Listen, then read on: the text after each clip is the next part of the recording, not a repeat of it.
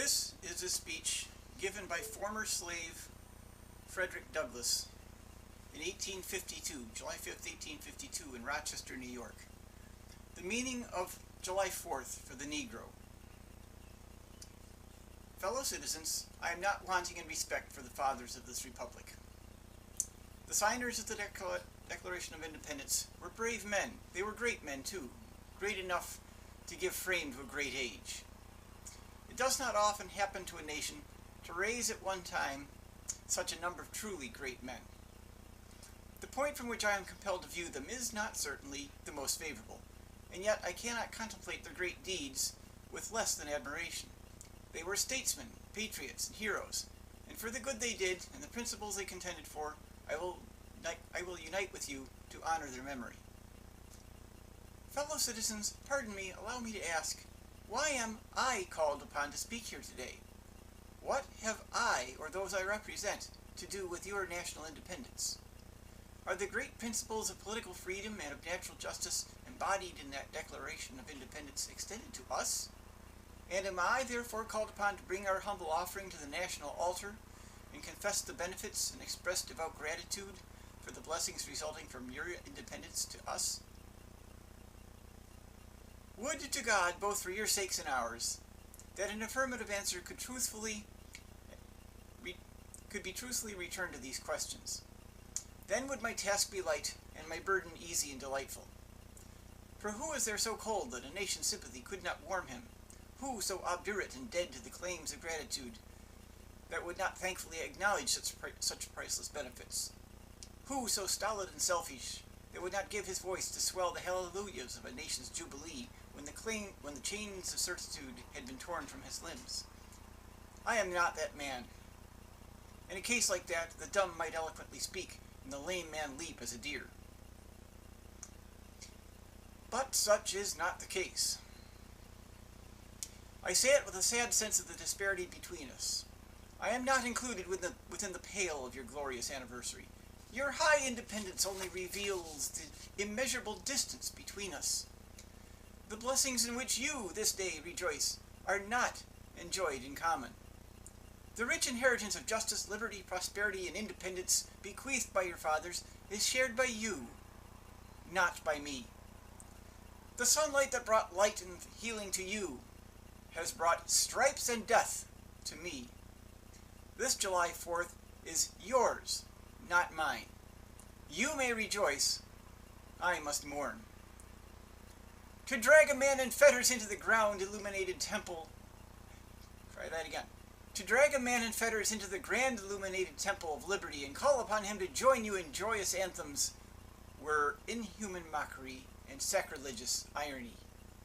Do you mean, citizens, to mock me by asking me to speak today? If so, there is a parallel to your conduct. And let me warn you that it is dangerous to copy the example of a nation whose crimes, towering up to heaven, were thrown down by the breath of the Almighty, burying that nation in irrevocable ruin. I can today take up the plaintive lament of a peeled and woe-smitten people. By the rivers of Babylon, there we sat down, yea, we wept when we remembered Zion. We hanged our harps upon the willows in the midst thereof. For there, they that carried us away captive required of us a song, and they who wasted us required of us mirth, saying, Sing us one of the songs of Zion. How can we sing the Lord's song in a strange land? If I forget thee, O Jerusalem, let my right hand forget her cunning. If I do not remember thee, let my tongue cleave to the roof of my mouth. Fellow citizens, above your national tumultuous joy, I hear the mournful wail of millions whose chains, heavy and grievous yesterday, are today rendered more intolerable by the jubilee shouts that reach them. If I do forget, if I do not faithfully remember those bleeding children of sorrows this day, may my right hand forget her cunning, and may my tongue cleave to the roof of my mouth. To forget them, to pass lightly over their wrongs, and to chime in with a popular theme would be a treason most scandalous and shocking, and would make me a reproach before God and the world. My subject, then, fellow citizens, is American slavery. I shall see this day in its popular characteristics from the slave's point of view. Standing there identified with the American bondman, making his wrongs mine, I do not hesitate to declare with all my soul that the character and conduct of this nation never looked blacker to me than on this 4th of July. Whether we turn to the declarations of the past or the professions of the present, the conduct of the nation seems equally hideous and revolting. America is false to the past, false to the present, and solemnly binds herself to be false to the future. Standing with God and the crushed and bleeding slave on this occasion, I will, in the name of humanity which is outraged, in the name of liberty which is fettered, in the name of the Constitution and the Bible which are disregarded and trampled upon, dare to call into question and to denounce, with all the emphasis I can command, everything that serves to perpetuate slavery, the great sin and shame of America. I will not equivocate, I will not excuse.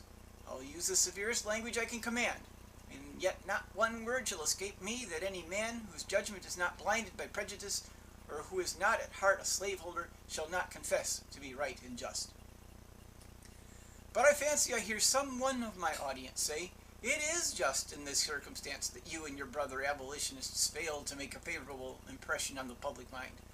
Would you argue more and denounce less? Would you persuade more and rebuke less? Your cause would be much more likely to succeed. But, I submit, where all is plain, there is nothing to be argued. What point in the anti-slavery creed would you have me argue? On what branch of the subject do the people of this country need light? Must I undertake to prove that the slave is a man? That point is conceded already. Nobody doubts it. The slaveholders themselves acknowledge it in the enactment of laws for their government. They acknowledge it when they punish disobedience on the part of the slave.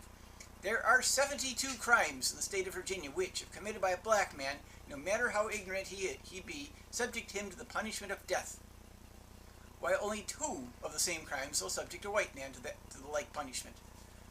What is this but the acknowledgement that the slave is a moral, intellectual, and responsible being? The manhood of the slave is conceded. It is admitted that in the fact that Southern statute books are covered with enactments forbidding, under severe fines and penalties, the teaching of the slave to read or to write. When you can point to any such laws in reference to the beasts of the field, then I may consent to argue the manhood of the slave.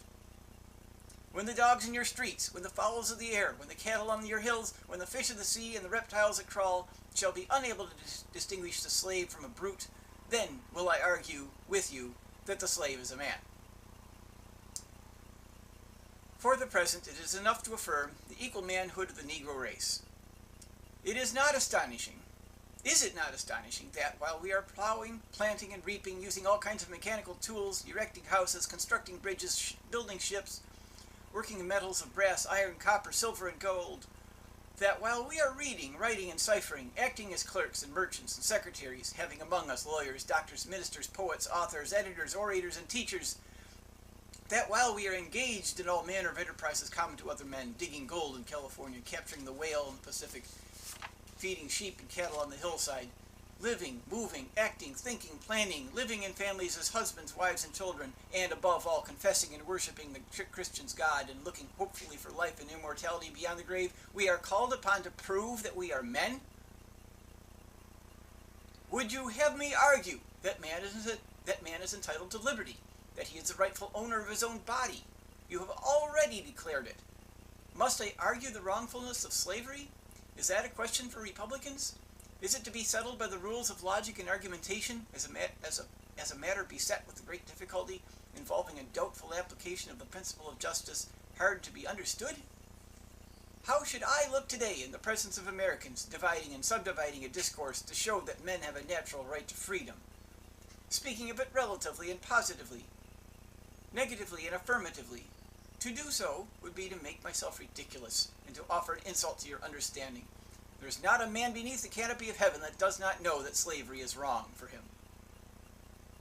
What, am I to argue that it is wrong to make men brutes, to rob them of their liberty, to work them without wages, to keep them ignorant of their relations to their fellow men, to beat them with sticks, to flay their flesh with the lash, to load their limbs with irons, to hunt them with dogs, to sell them at auction, to sunder their families, to knock out their teeth, to burn their flesh, to starve them into obedience and submission to their masters? Must I argue that a system thus marked with blood and stained with pollution is wrong? No, I will not. I have better employment for my time and strength than such arguments would imply. What, then, remains to be argued? Is it that slavery is not divine, that God did not establish it, that our doctors of divinity are mistaken? There is blasphemy in the thought. That which is inhuman cannot be divine. Who can reason on such a proposition? They that can may. I cannot. I cannot. The time for such argument is past. At a time like this, scorching irony, not convincing argument, is needed. Oh, had I the ability and could reach the nation's ear, I would today pour out a fiery stream of biting ridicule, blasting reproach, withering sarcasm, and stern rebuke. For it is not light that is needed, but fire. It is not the gentle shower, but thunder. We need the storm, the whirlwind, and the earthquake. The feeling of the nation must be quickened. The conscience of the nation must be roused. The propriety of the nation must be startled. The hypocrisy of the nation must be exposed. And its crimes against God and man must be proclaimed and denounced. What, to the American slave, is your 4th of July? I answer, a day that reveals to him more than all other days in the year the gross injustice and cruelty to which he is the constant victim. To him your celebration is a sham, your boasted liberty an unholy license, your national greatness swelling vanity. Your sounds of rejoicing are empty and heartless. Your denunciation of tyrants and mere brass-fronted impudence.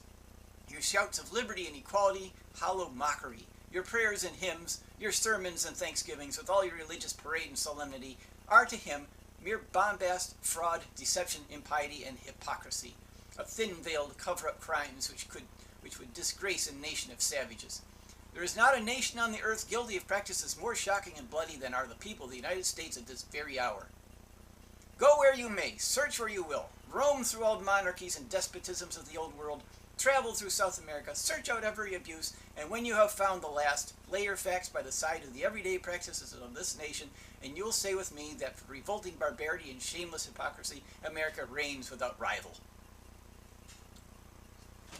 Allow me to say in conclusion, notwithstanding the dark picture I have this day presented of the state of the nation, I do not despair of this country.